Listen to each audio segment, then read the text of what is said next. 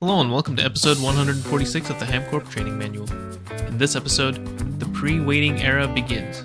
We make a significant amount of progress towards crafting an Eye of Harmony, but we encounter a few niche material shortages.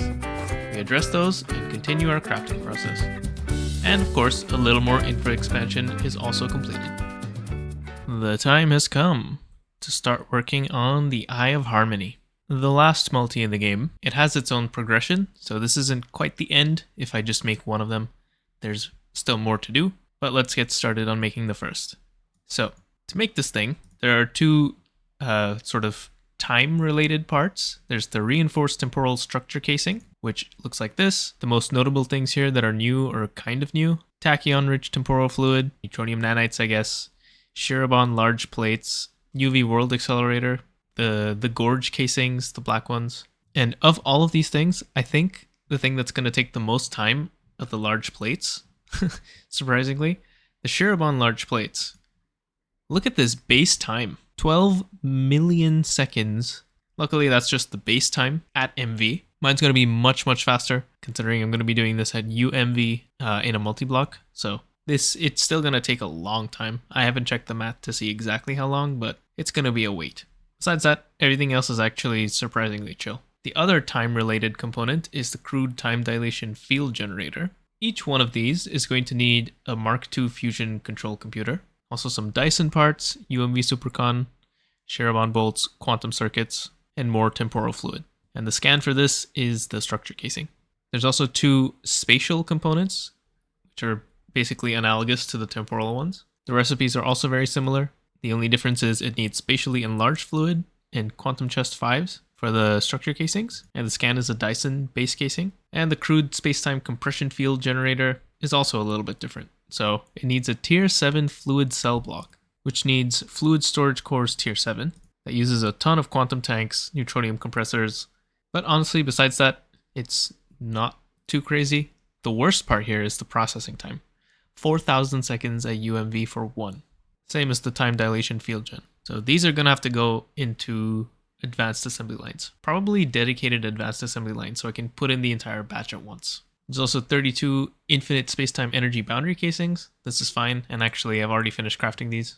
And a crude stabilization field generator, or 48 of them.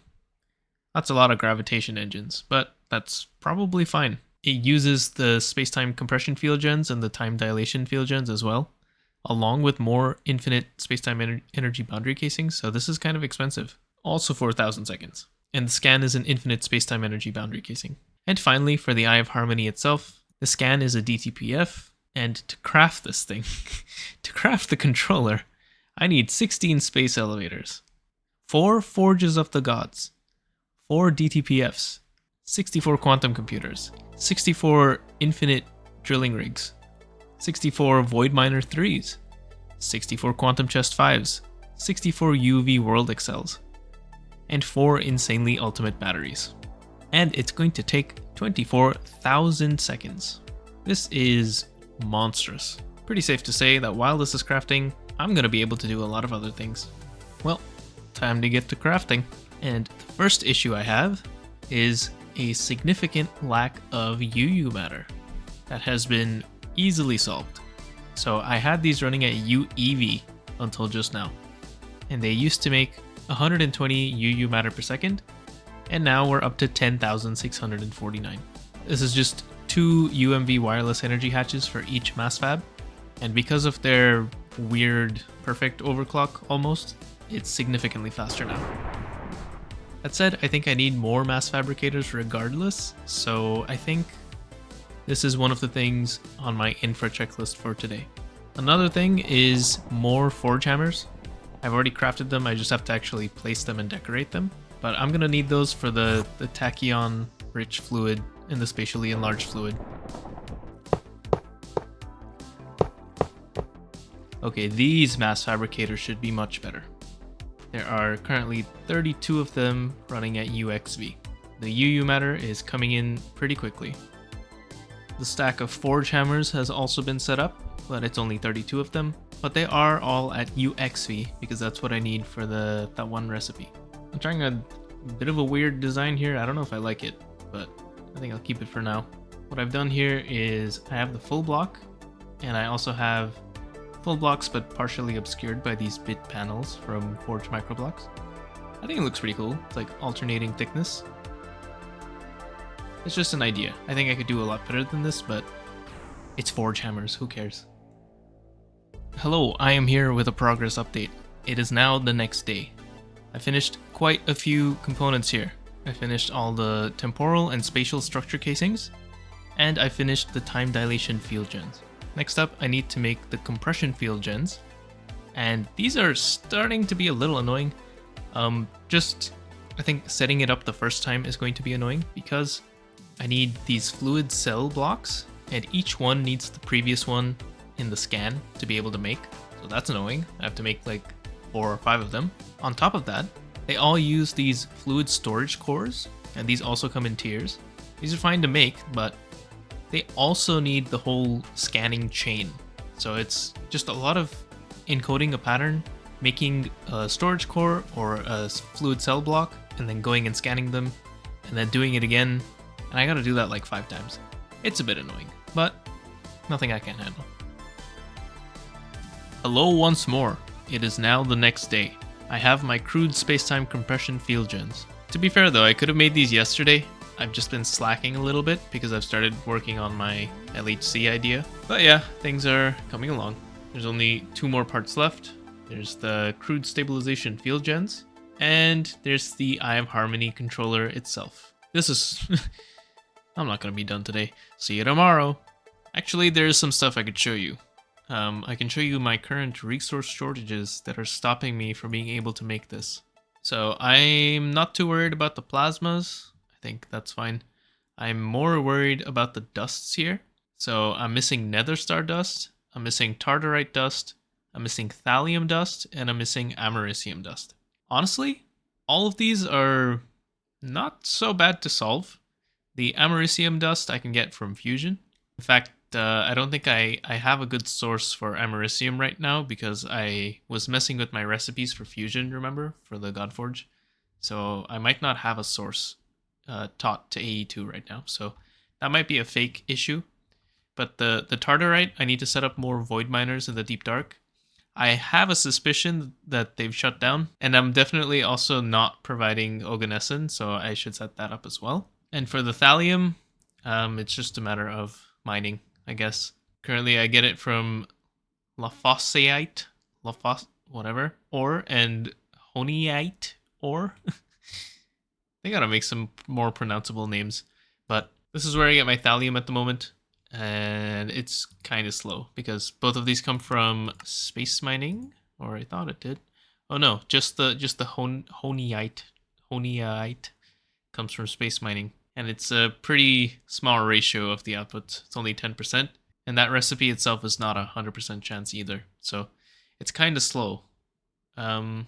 Easy to solve though, just more space mining modules. I am already using plutonium-241 plasma, which is the best plasma. But yeah, there was something else, right? Oh, nether stardust. That's right. This I don't know how to solve. I can space mine nether stars, but it's 1% of a low tier meteor or asteroid or whatever, so it's not great. I guess I could do the blood magic ritual for this one, the bloody icorium fusion casing one for 5.5 thousand nether star ore.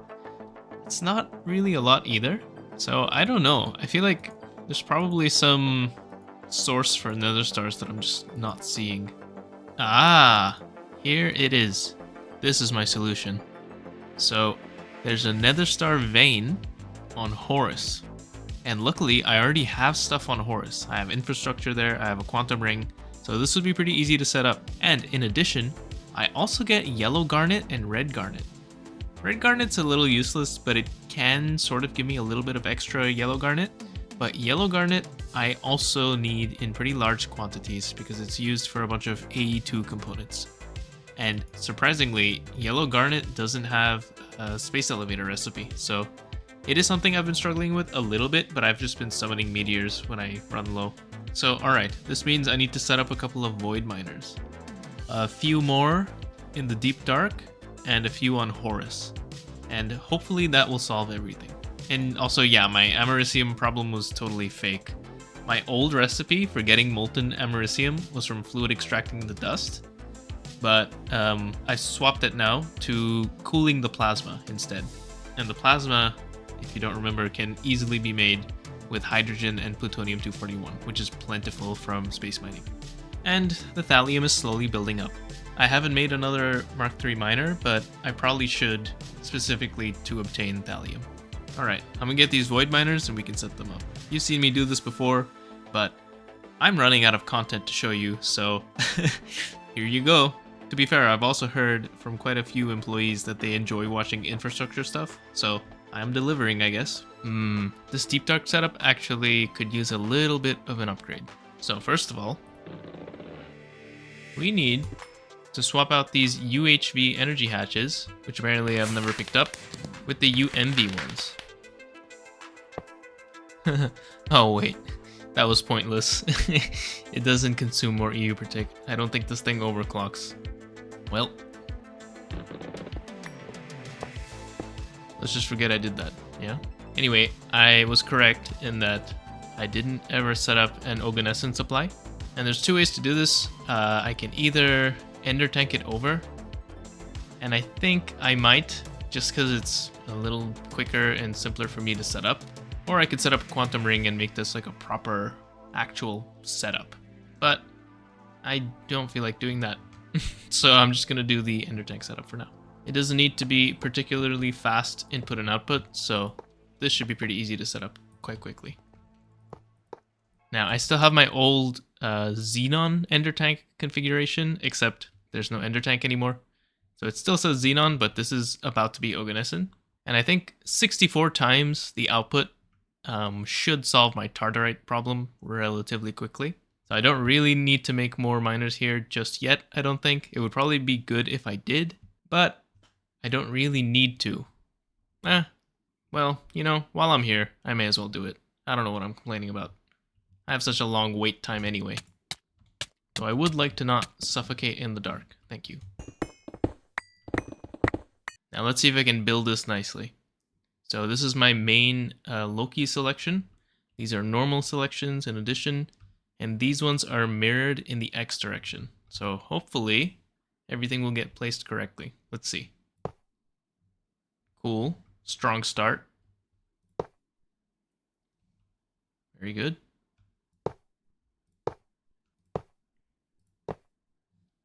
Perfect.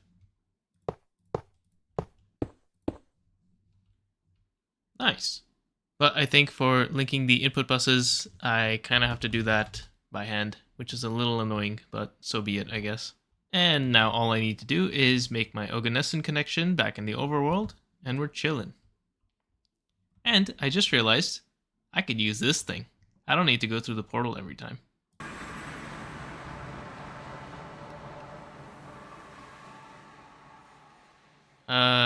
Don't worry about this. Now, I have discovered that crafting cards are quite buggy when you put them into export buses or interfaces, or just in general. So, a much better practice for supplying this oganescent to my ender tank is going to be just to level maintain it. And then I can export it without any issues. Oh, this should not be the cell. It should be the droplet. All right, there we go. And here we go. Oganescent should be going in and taken out. And our tartarite production should be much faster. Something funny I noticed in my storage was I had a ton of crushed nether star ore, and I think this is from when I was summoning meteors for the yellow garnet, because I did do that once or twice. This may allow me to get away with postponing my Horus void miners. I really want to get this Eye of Harmony going before I do anything else, because it's so slow to craft and it's so slow to operate too. So let's see if I can get away with not setting up the void miners, but I kind of doubt I'm going to be able to. So I'll probably be back with some more miners, or I'll be back with the crude stabilization field gens. We'll see. Well, here I am. So I guess that answers that question. All right, all done. Basically the same setup as before, so I'm not going to go into detail. Now the nether star should come in. Oh, there was a little bit just there, and there's some more, I guess. This is good. Thank you for watching this episode of the HamCorp Training Manual. In the next episode, we'll finish crafting the Eye of Harmony and construct it as well. I kind of have nothing else to say. There's not much to do but wait for some more repetitive infrastructure expansion. So yeah, see you next time.